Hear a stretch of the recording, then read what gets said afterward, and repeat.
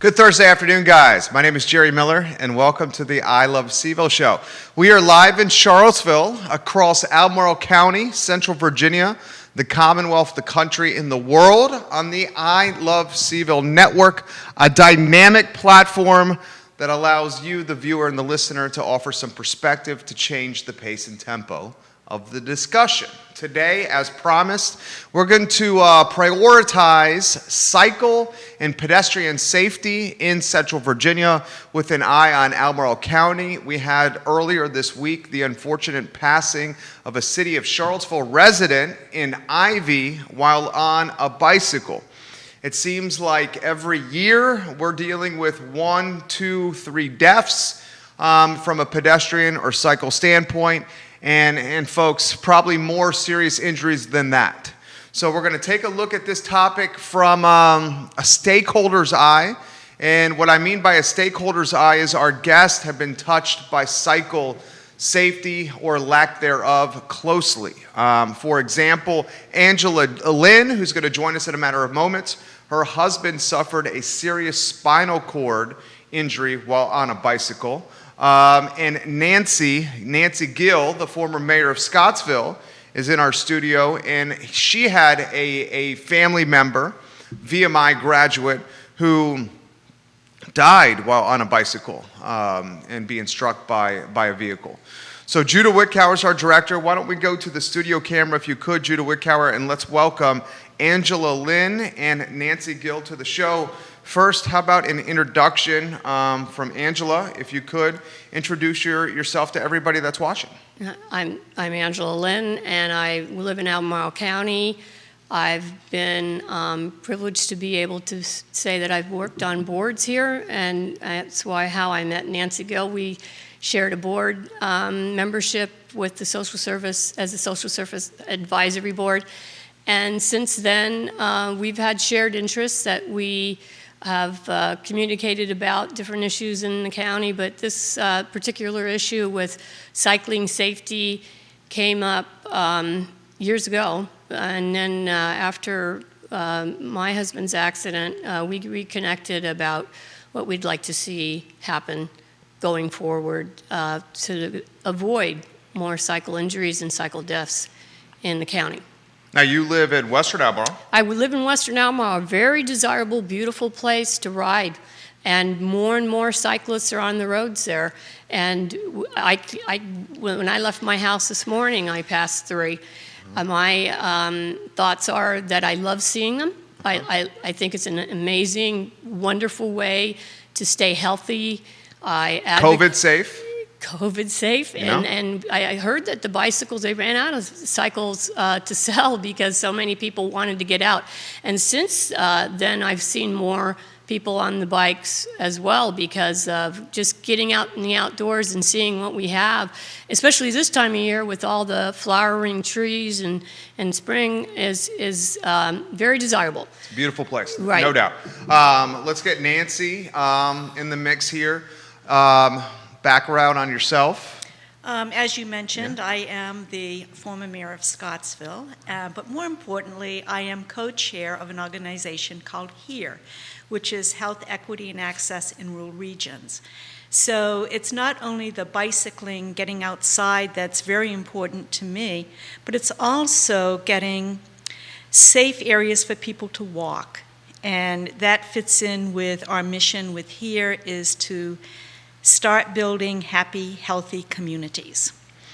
Albemarle County, Nancy, how would you grade or characterize its cycle and pedestrian safety infrastructure? From my perspective, seems like when you're riding your bike or you're walking around the city of Charlottesville, you got clearly marked bike lanes, especially on roads like West Main, like South Street, like Ridge, highly trafficked or lanes that are kind of like the thoroughfares to get folks around the city. Once you get kind of to that invisible city-county line, you lose them. They're not there. How would you grade or characterize its infrastructure?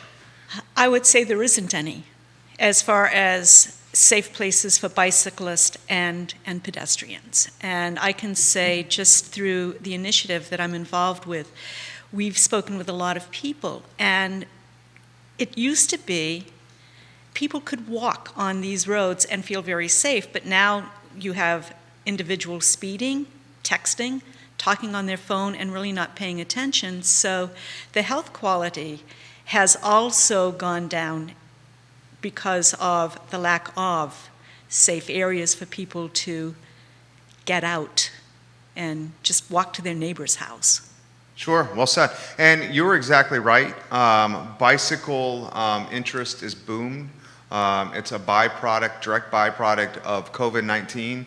When you're on a bicycle, you're outside. When you're on a bicycle, you're automatically 6 or 7 feet away from somebody else. Yeah. So interest is booming. And then you combine that with, as you described, such a beautiful landscape, especially spring, summer, fall, with the leaves changing and the temperature being right. We do have a lot of riders out about in Albemarle County. So you guys are, for lack of a better phrase, I would say almost lobbyists for bicycle and pedestrian safety and improved infrastructure across Albemarle. So the obvious is this: we have a problem. What are the solutions? How do we fix it? Well, one of the problems is these county roads have the illusion of being safe because people go out there and they see these small roads and they think they can take these, and they don't put into the calculation that they're blind turns, that they're very narrow, that there's times where a vehicle is going to be on you immediately and not be able to stop, or you can't get off of it because there's an embankment or there's a problem with the space.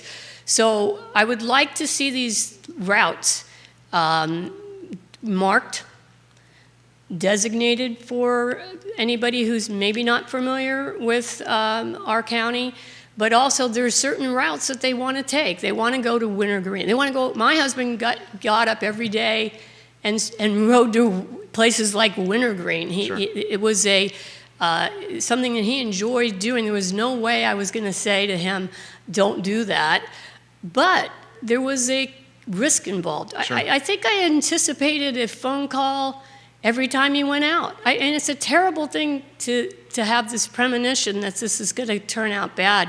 And one day I got that call.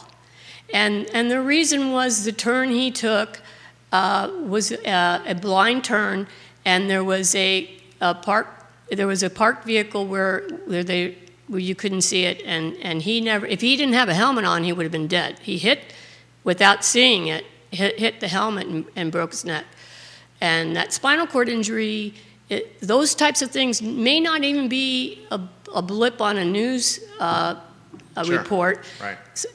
So many people came to talk to me afterwards that they'd been hit by a car in Charlottesville or out in the county, and they didn't have the injury my husband had, but it showed that.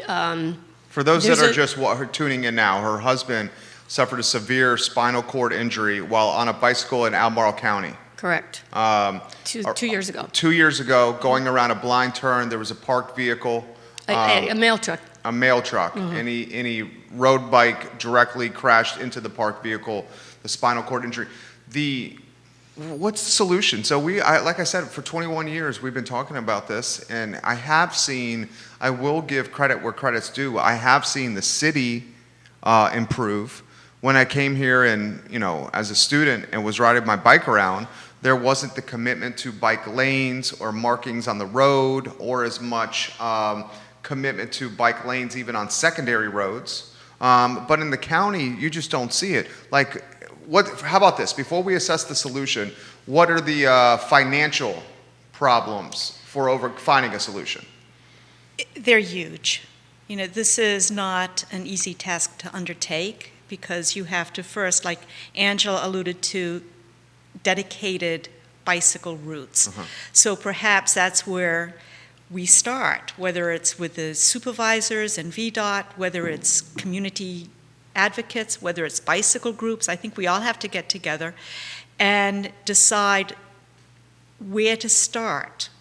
You can't just do every road in Albemarle County, but maybe specific ones that bicyclists really gravitate toward. So you would make, your suggestion, Nancy, is to make the road specific only to bicycles and or pedestrian? No. Okay. Mark them. Mark 'em. Okay. Have specific roads Okay. that are designated more safe than others. Okay. And maybe start improving them and then build out from there. So you can't do everything at once. Sure. But if you have a community group that knows the roads, they know cycling, and they sit down with VDOT and the supervisors and just advocate for getting something done. Peter Krebs is coming on tomorrow from the Piedmont Environmental Council to talk about this topic. He's coming on at 12:30, guys, in person. No, Judah, he's via Skype tomorrow, 12:30. So which roads would they be? Well, the one that the gentleman was killed on, 250, the marking on the road stops at Boar's Head. Right. Why doesn't it continue? Well, because Boar's Head is owned by the University of Virginia. But And they again, want their guests to come out of the Boar's Head into a nice little bike lane and get into the city of Charlottesville. we have bike paths to nowhere. You true. have to be able to have something that has a continuum. And I just drove that to get here, and I was looking at where 250 is he a was. brutal road for a bicycle. Absolutely. Garth is worse, Yeah. and they take Garth Garth Road because those are the routes that they want to get to these. 'Cause they're pretty. Right. Yeah. We talked about making sure they're marked the entire way. That's one solution. Making sure there is a lane that is designated for bikes only and no cars are in that lane. Are those roads wide enough to do that? Because they can barely accommodate two cars going by, head to head on opposite lanes. Right. And there's not a shoulder. Right. If there isn't the room, then the vehicles themselves need to understand that this is a bike designated road, and it would probably be more bike traffic than less. We have a lot of people who are angry about that, which is sad. Angry how so? As motorists, they don't like seeing the bikes. They don't want to see them out there. As if they were only built for their cars or their trucks or their agricultural vehicles. That's just not true. When we pave the roads, we share them. It's not being embraced. And I think that needs to be embraced. And the cyclists themselves have to understand these blind turns in these areas are, don't give the illusion that it's now where you go down the middle of the road and everybody's going to be safe, because that's just not true.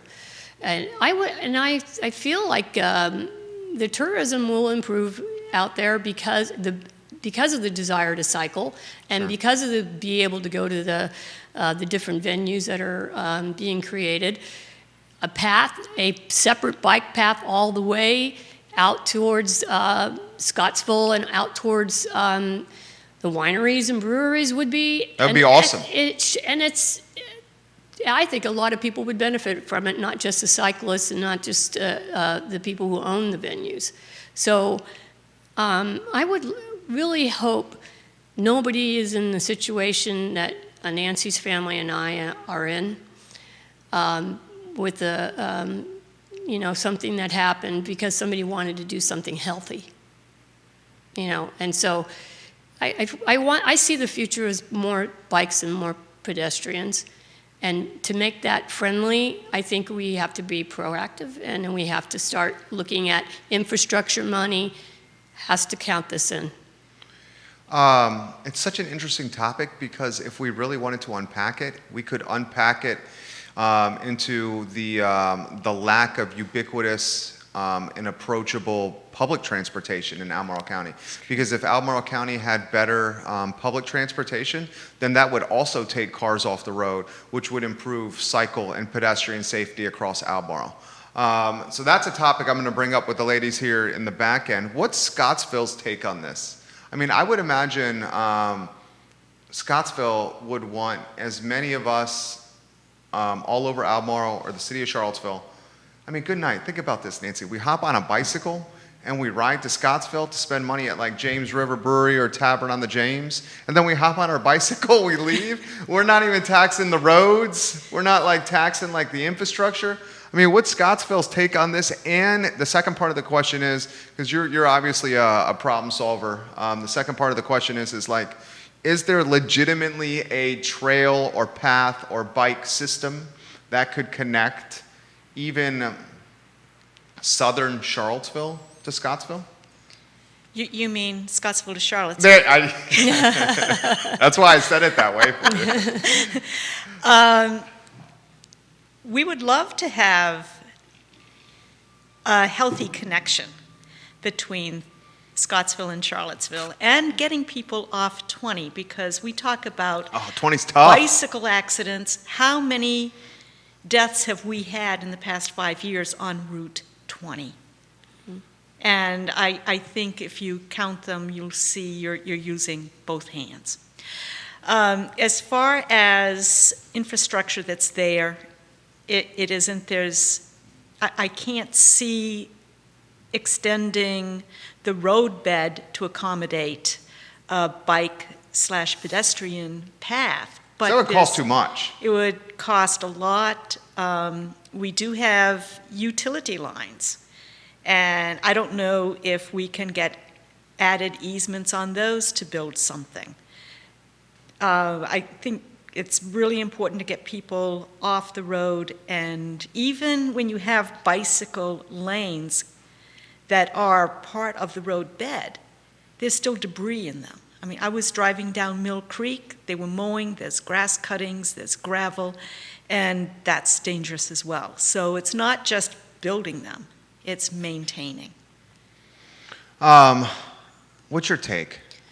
I think what really makes me sad about having to have a conversation about cars versus bikes is when I heard from my daughters, one in Richmond when she was at VCU, saying that they purposely drove her off the road, vehicles did, sideswiped her once and wanted to hurt her to get her off the road.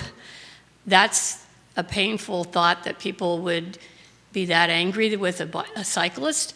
And the other was from my another daughter who said they had a painted bike sign on the street, and a motorist stopped her and was, "Get off the road," and it's not. And this is for bicycles, because that's for motorcycles. But it was a painting of a bicycle. Why is there anger that somebody's preferred mode of transportation is a bicycle? Yeah, there shouldn't be anger. No. It's great for the environment. It's great for quality of life, people's health. It's healthy. Yeah. Somebody's doing something healthy. I applaud that. But I'm also worried about them. I now, because this world that I'm in with somebody who's been injured on a bike, can't go past a cyclist and not think, oh, I hope they know there's a blind turn there, and here comes a car. I hope they see them. You know, I'm worried that it's just a matter of time where near my home there's going to be another accident, and of course there's a lot of unreported ones because they don't end up being as severe. But it's still something that I feel like we have said, well, yeah, we'll just push that down the road, and it'll be, you know, a trend that'll leave us. And I just do not believe that. I think this is something that is good, that we're getting more people interested in cycling. Well, I think it's two trends. I think it's that trend for sure, what you just said. And I think the second trend is this will continue to be a dangerous point for the county, because we're putting more bike riders on the roads. More bike riders are on the roads than ever before, and a lot of these are novice bike riders and cyclists on the roads because they picked up the hobby during COVID. And it's not like this is a passion that's been years in the making. Kevin Higgins, one of our viewers, is watching the show. Kevin, I believe you live in Albemarle County. He says, How can biking be safe with the explosion in traffic in Western Albemarle with seemingly no road improvements planned? right. I wouldn't even walk on some of these high traffic roads now. I drive these roads every day. It's not safe. A runner was killed right up from the Boar's Head in front of Northridge. It's not safe at all. I agree 100% with this comment from Kevin Higgins. I think the first step to solving, or not solving, because I don't think you can solve this with like one step, two step. It's probably going to be a multi-purpose, multi-plan, multi-step process over years, if not decades, to improving bike safety and pedestrian safety in Albemarle County. But I think the first step that you do is what you guys have been highlighting. We need better signage. Signage is something that's affordable and can be done without digging up the roads and the underground utilities. Because if you really think about it, a lot of the roads are not heavily marked with signs encouraging motorists to keep their eyes out for bikers and or runners on these roads. There's some signs, but they could easily be marked much heavier. Another idea which you guys have emphasized is this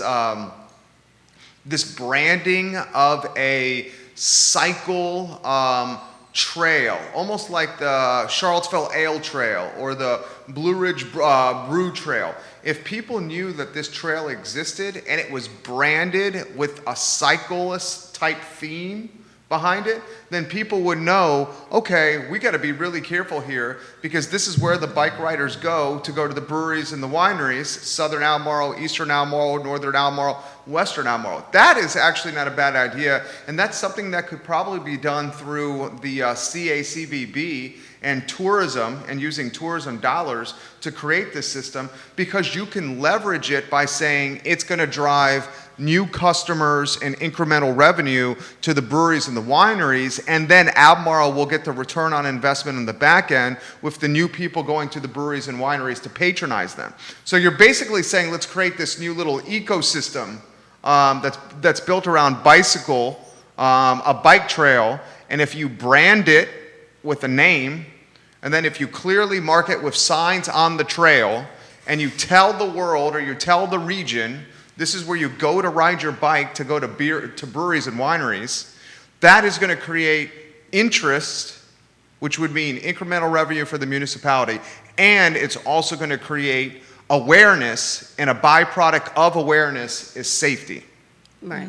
Is that what you're saying? Yes. I would like to see this throughout the state. That is a great idea. But we're looking at Albemarle Okay, now. we should totally do that. That is seriously a great idea. Well, we have the wine trail, we Yeah. have the artisan trail. You have the Why Blue not Ridge Trail. The brewery, why don't Yeah. we have, A cycle trail. Yes. And the cycle trail could have keystones or, this is a really freaking good idea.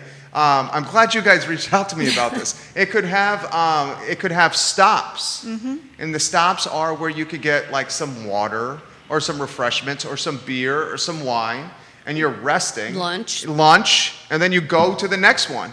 And then if we all know that this trail exists, we're going to drive more safely on this trail. We may get more people out of their... Out of cars. Yeah. and it also educates the motorist. And Yes. I think that's also Yes. a piece of it is you need to educate. This is our future to share these roads, and how do we do it where it's not it's where it was planned.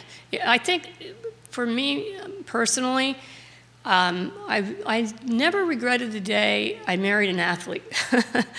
I think having some person who loves to work out had kept him, even when he got hurt, it kept him going, still keeps him going. He does a Zwift bike now, which is this bike, and I don't know if you're familiar with it, but it's a system that you can feel like you're competing on the road, and you've got an electronic, you looking at the TV screen or a monitor, and you're riding, and you can still compete. I feel like those things help you mentally, emotionally, and physically to have these types of things in your life, to have a hobby that's cycling. Oh, for sure. So, how do we, instead of trying to get our loved ones to rethink this because We don't. He's not to blame. He's not. And the parents of the poor young man in D.C. who was killed a few days ago and was hours before saying that the city was dangerous and then was killed. His parents were saying, they didn't. How do we? Maybe we should have rethought 100% riding not. in the. Yeah. There's no way that I would want people not to ride bikes. Right. I just feel right now the safety factor it has to be on everybody's mind. Yeah. I mean, there's no reason for this amount of accidents and death. These are preventable. Angela, They I are. respect so much what you're doing here, Angela. What you're doing takes so much courage. You're basically you are showing your very raw pain and emotion that your family has experienced from a bicycle accident that severely impacted your husband's health, spinal cord injury. And you've processed this and gone through the grief stage where you now can manifest courage to talk about this in a microphone in an extremely open setting that's going to live forever online. And you're doing this for the betterment of the community. Well, I respect. I had to ask my husband's permission to do this Sure. because it's his life that we're displaying. But I respect what you're doing so much. I respect what you're doing so much. You're being an evangelist, or you're giving, or you're shining a spotlight into something that you think is not being spotlighted enough, and I 1,000% agree with you. And I think the easiest path to some proof of performance pop, and that Brian Allen just said, Jerry, this should be incorporated into your campaign for board of supervisors. And my response to Brian would be 100% absolutely. And the most straightforward path to proof of performance pop is improved signage on highly trafficked bicycle roads in the county. The second easiest path to pop, and by easiest I mean from a financial standpoint, would be this branded trail system that these ladies have pitched. And the branded trail system could be like the Albemarle County Cycling Trail or Cycling Brewery and Winery Trail. We'll come up with a catchy name for it. And you can get on bikes and you can drive on your bike. You could ride on your bike to these breweries and wineries. And we know about the trail. So if we have the awareness for the trail, if we choose to ride in our cars on the trail, we will be more mindful of cyclists because we know the trail exists and there will be signs on the trail. I think those are the two easiest paths to proof of performance. I think creating the widening the roads, like on 20, I would love to see that happen. But even you pointed this out, Nancy, before the show started, that widening the roads, we would have to literally leverage utility easements, because most of the property on 20 from the city to Albemarle County to Scottsville on 20 South is owned by huge landowners and Yes. farms. So, I mean, have you looked into the easement, utility easement? No, we had talked with Appalachian Power on a potential trail on 6 miles of their easement between Scottsville and Esmont. It would be completely off-road. However, we would have to go out and purchase easements, a secondary easement from the property owners, and there are very large property owners in that That'd be tract tough. as well. So that, I think, is one of the main issues that we would have to overcome in doing something really comprehensive and serious, in creating a dedicated Well, where would trail. I'm just brainstorming here and trying to innovate. I mean, I try to look at stuff from kind of a business mindset. You walked into multiple businesses here, and over the 13 years of doing this, it's been like every day I've had to figure out a way to innovate to stay ahead of where the market's going. So I'm trying to innovate here and try to think, Rivanna Trail system. Now, you let me know off air that the Rivanna Trail goes nowhere near Correct. Scottsville, but the Rivanna Trail certainly does wind through much of Albemarle County. Have you brainstormed all or thought? Well, out in western Albemarle, No, it's a Western. yeah, But right. you And so what they're using now is a unsafe road because there's desirable spots out there, and one of them is 250. And it's not just the size of the road. Certain times of the day, you're blinded by the sun. Sure. The motorist can't really see anybody. Yeah, especially going to Ivy to Western Albemarle. At the end of the day, that's brutal. Yes. Yeah. And then in addition to that, it's gotten busier. Sure. And we have, as was pointed out to me, and you might well know that we have 730 square miles in the county, but only certain areas are growth areas, and then a lot of the cyclists. 5%. Right. And so they go through the growth areas, but taking these small, tiny county roads to feel safe is also maybe more dangerous than staying on the larger roads because of like I said, blind turns. There's no easement. There's no sides to get off on. People come barreling down there. The speed limits need to happen. I talked to a couple of neighbors about speed bumps, and they didn't want them on Browns Gap Road. And we have a little more traffic there because we have a desirable spot for people to go to the Beaver Creek and use, to go using their kayaks or hanging out. And we've got a rowing team out there. So, but they didn't want speed bumps. But I think slowing it down, you got to slow down these blind turns, these little country roads, because there's more people, and then good for the county that they've got a lot of people who love what we love, looking at the mountains and the beauty. But we have to, public safety should come first. And that's another, problem is the speed. Sure. Interesting statistic for the viewers and listeners.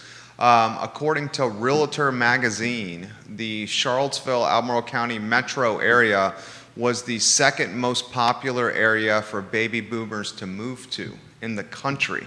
This metro area, the second most popular area for baby boomers to move to in the country, according to Realtor Magazine. And in mention on the Ravenna Trail idea I had, folks are commenting on the feed that it's not a bad idea to utilize the Ravenna Trail for commute around city to county in the urban ring.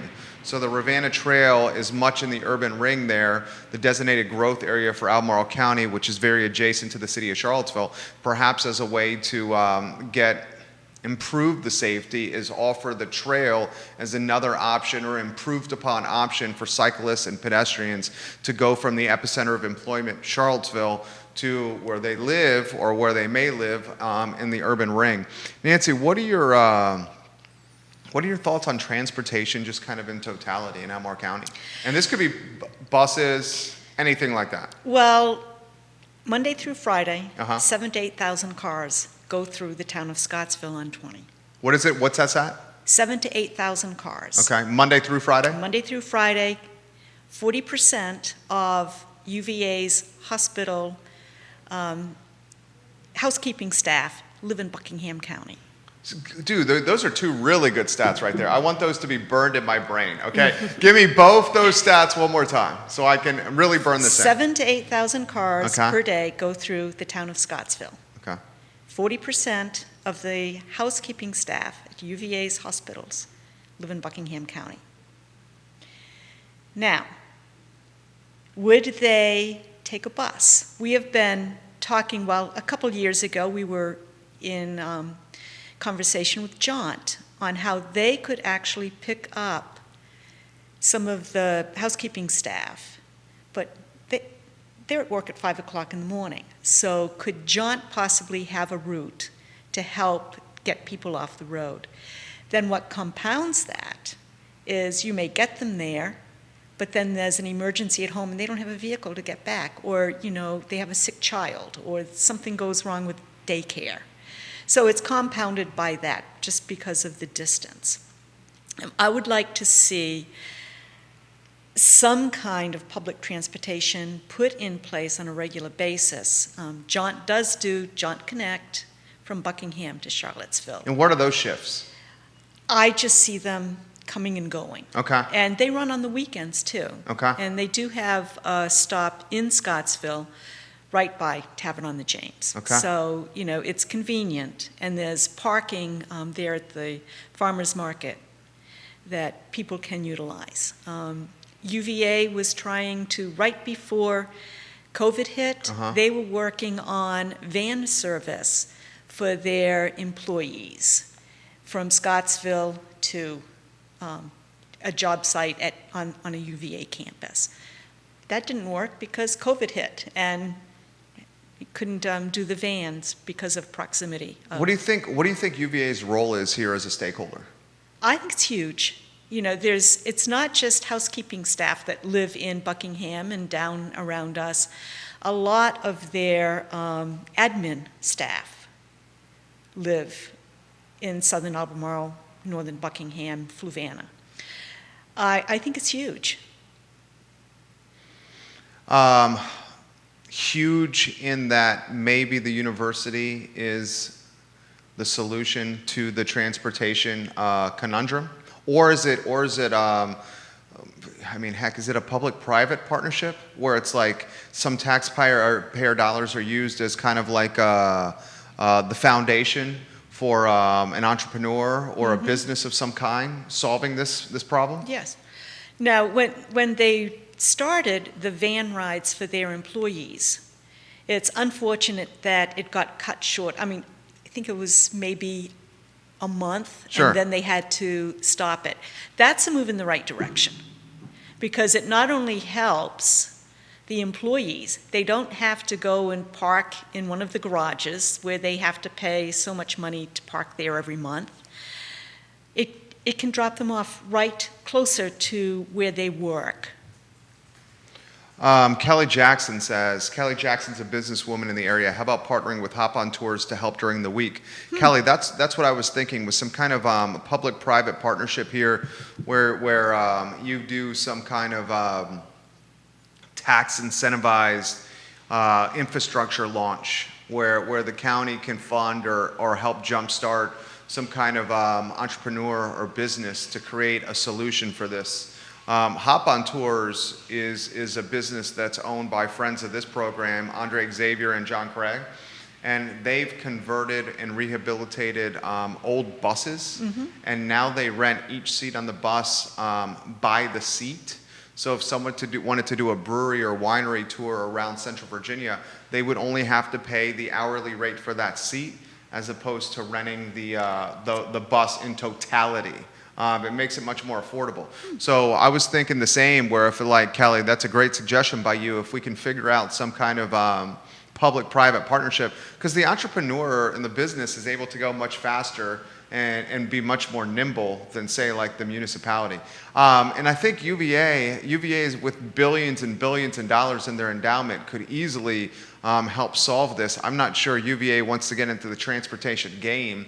How you would have to position that with the University of Virginia it could be a potential perk to attract talent to its workforce, saying we will provide the transportation reliable for you to get from your place of residence to the job, which would mean you don't have as much reliancy on a car or vehicle and the wear and tear and gasoline and fuel expenses that come with maintaining that vehicle and going to and from work. So UVA is going to be a key factor here. Here's a question for you. This is a legitimate question I have for you, and I want to learn this for the campaign and to be someone that's in tune with things in the area.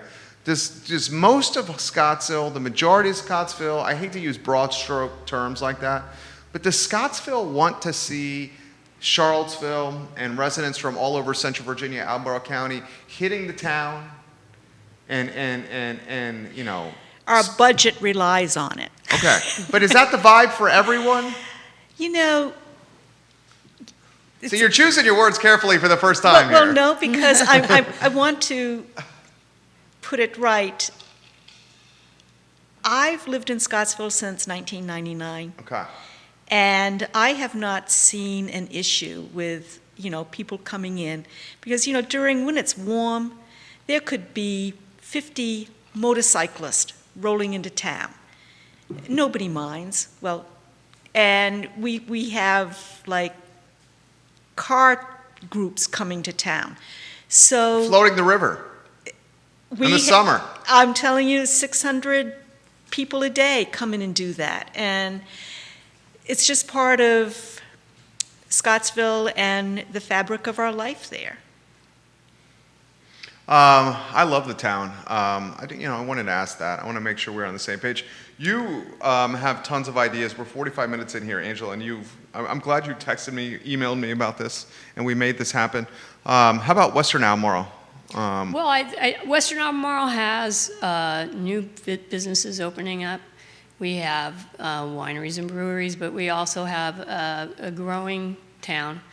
And I think what I'm noticing too, that we have more people staying out there. The bread and breakfast, Airbnb peeps are trying to give reasons to come stay with them. And I think, that's why I'm talking about the cycling, because of what happened with my family, but also the idea that to sell that as, you can cycle to different places. It's a family-oriented type of endeavor. I can't imagine trying to send them out there right now and feeling safe about it. If I owned a B&B and said, you guys should take your whole family out, but don't go on that road and don't go on this road. We have to make it safe for us to feel confident that more people can utilize our roads, and for a lot of good reasons. But if we're talking about revenue, the tourism with cycling would be big. Big time. Yes, big time. Absolutely. Because people that are into bicycling and cycling, I mean, these things cost money, and then they have all the components and all the gadgets. We had practically a bike shop in my basement. Right, and that's common active. with people passionate about this. He was buying all the stuff and racks of. He loved it. It was heartbreaking for him. As a matter of fact, in rehab, they said to him right away that what do you like doing, because that helps them, motivate them, and they got him on a bike before he could walk again. And that's the stuff that makes people feel alive, having a hobby and having an interest, but definitely something that keeps your body functioning with the best you can do as an athlete. And not just an athlete, but just a healthy individual. But like I said, I can't imagine owning a bed and breakfast and saying, take bikes out and have fun. I would worry about them the entire time. But that would be an amazing, enjoyable excursion. I see, and you guys really get the wheel spinning here. I see if you can get this trail system in play, that a business owner or some kind of entrepreneur is going to create some kind of bicycle tour company. I mean, you have it for rafting, you have it for horseback. You have it for wine and for beers from a limousine standpoint, from a CVille hop-on tour standpoint. Someone would create like a tour guide system where you have a leader and you have bikes you can rent, and you park your car at a certain spot, and 10 or 15 people in a pack, because there's safety in numbers, would get in a pack and ride this branded trail system, whatever we call it, the Central Virginia Biking Trail System, whatever you call it, and you would get on and you would ride your bike, and businesses would sprout up to accommodate this demand. And it could be the tour guide, or it could be the convenience store that then starts offering sandwiches and food that's easy to grab and go when you're on a bicycle. There would be like a supply chain, and you point to the trail system that goes from Richmond to Williamsburg and how that's impacted it from an economic growth standpoint. That's a good example. You have a viewer watching. Her name is Erin King. Erin, you live in Scottsville, I believe. She says, I love Scottsville. I know Ricky's restaurant, The Bateau, would warmly welcome more Charlottesville patronage. And she says, my little sister just moved from Portland, Oregon to Scottsville, VA. So she's going from West Coast to East Coast. I love that. We got folks at James River Brewery watching the show right now, saying hello to Nancy on the program. I love it. This is social media Nancy. Hi, Lou. This is social media Nancy when used for the positive. We got the brewery reaching out to you on the show. This is awesome. All right, well, how about this? Before we close down, I've thoroughly enjoyed chatting with you guys. I want to keep lines of communication open, and you guys are always welcome to come back on the show. Sincerely mean that. 2 TV stations watch sometime during this hour, 45 minutes as well. Why don't we close on this? How do you feel, how long have you lived in Albemarle County? You said since 1999. Mm-hmm. How long have you lived in Albemarle County, and what's your overall state of the union of Albemarle County for right now? I moved here from Williamsburg in 2004. Really? I grew up in Williamsburg. Is that right? Yeah. So my kids, my family was, my husband's a Air Force, retired Air Force. Where'd your kids go to school? They went to Western Albemarle High School. Okay. Graduated from there. My oldest daughter graduated from Lafayette High School in Williamsburg. Cool. But the rest, Western Albemarle High School. So I've been here a while. I've been very happy to have made the move. I enjoyed Williamsburg as well, but Charlottesville really was just a perfect fit for all of us. And then my husband, being an airline pilot, he was flying out of Dulles, so he took that drive quite a bit, and so we are still we're still here. Our kids are grown, but we try to get them back home by enticing them with whatever. We'll watch your babies, whatever we can do. Yeah. That'll go a long way. My wife and I have a 3-year-old, and we're begging anyone to watch our 3-year-old. Good Lord. Well, yeah, I'm very. We feel very fortunate that we've had a good lifestyle. But like I said, I feel very connected to the community. I've been watching it grow. I've grown with it. Been around a lot of people who have experienced good things and sad things. And I certainly appreciate the people who've been with and beside me. Are you pro-growth? I am, in the fact that I know that I want all people to have a home and a better lifestyle, and if they want to come out this way, because I'm out here, who am I to tell them, I have mine, but you can't share it? I want people to know what I know, to enjoy what I've enjoyed. I'm not a territorial person in that respect at all. I am pro-growth. I am. How about you? You pro-growth? I am pro-smart growth. Strategic growth. Strategic, yes. Okay. Talk to me about that, what that means. That means that you don't overgrow an area without improving its infrastructure. There you go. There you go. I was talking about this with current supervisor Donna Price, and she said that 5% of Albemarle County is designated for growth and development, for residential and commercial development. So of that 5%, not all the land is actually developable. Some of the land is not developable because just of the terrain, the contours, et cetera, the rockiness of the land. But she said that, look, let's utilize that 5% to its fullest extent, Donna said, before we start considering expanding that 5% footprint. Well, I was on the Albemarle County conservation easement. And I was commission? Well, actually, it's an authority. It was an authority, so we had a voting. We voted on certain easements happening, and I definitely believe in slow growth in that respect of preserving our natural resources and our water and our soil and our farms. But when I say pro-growth, I'm saying I understand the desirability of the area. I understand jobs that will come into the area are good. I don't think that we're going to be any different than any other desirable area, and people will want to move here. That's just the truth. So how do we accommodate that is by being in front of it and being able to say, we can have things, we can have a beautiful clean environment, the reason we love it out here is because of the flora and the fauna, and we can preserve that and preserve our water.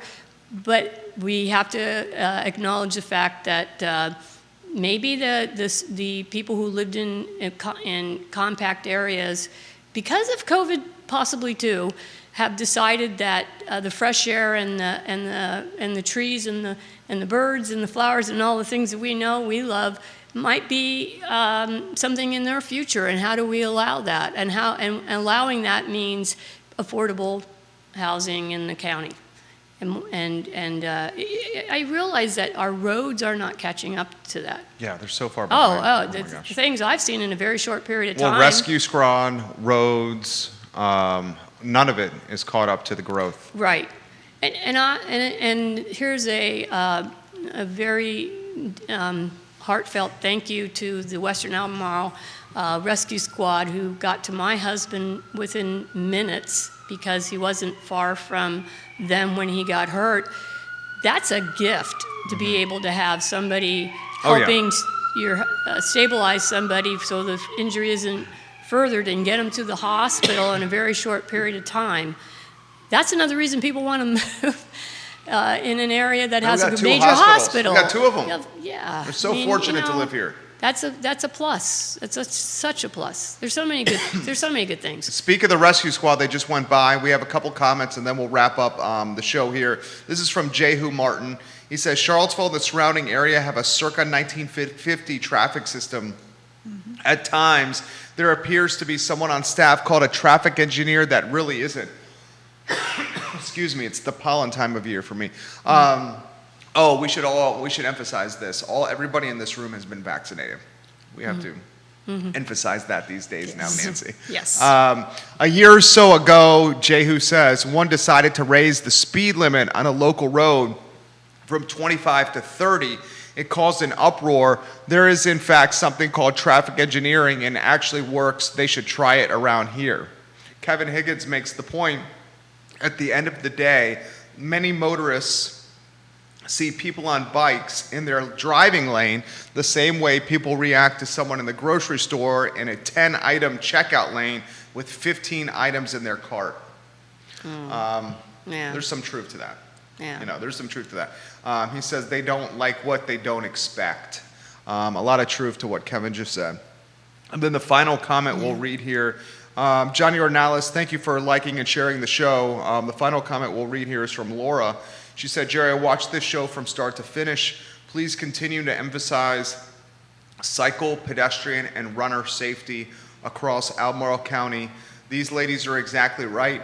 As people choose to move here more than ever before, this problem will not go away. In fact, it's going to be even more a reality for all of us in cars, running, and on our bicycles. May God consider us all. Correct. Great comment right there. Yeah. Where should we leave it? How can we follow up? How can we learn more?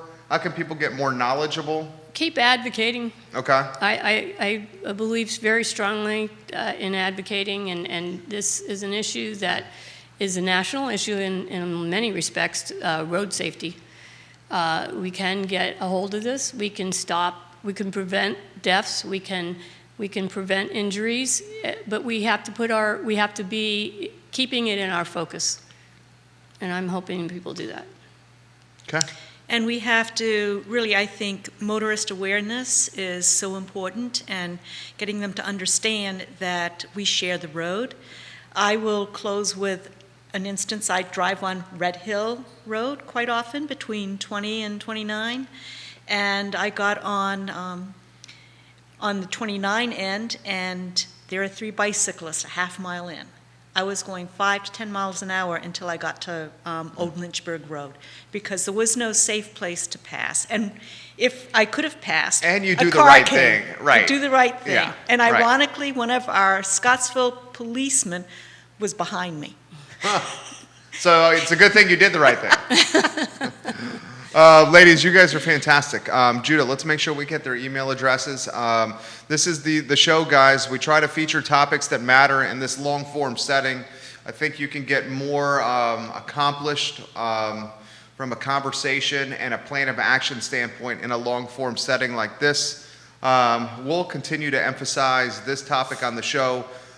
I really like the idea of improving the signage around Albemarle County, getting more signs in the road, kind of driving awareness and attention that this is a road that has blind turns and that bike riders and runners use.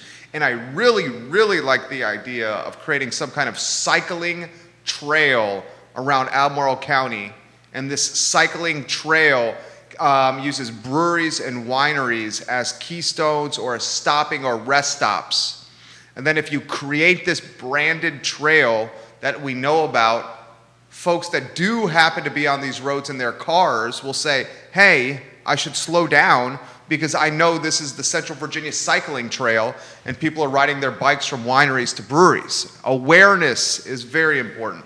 So that's the show. Thank you for joining us on a gorgeous and glorious day to be alive, guys. Have a good afternoon. Take care. Hey, you two were fantastic. Thank Seriously, that was fun. you. Thank you. Yeah. Well, we like to hang out, too. We like to hang out. At the brewery. These are just at the brewery.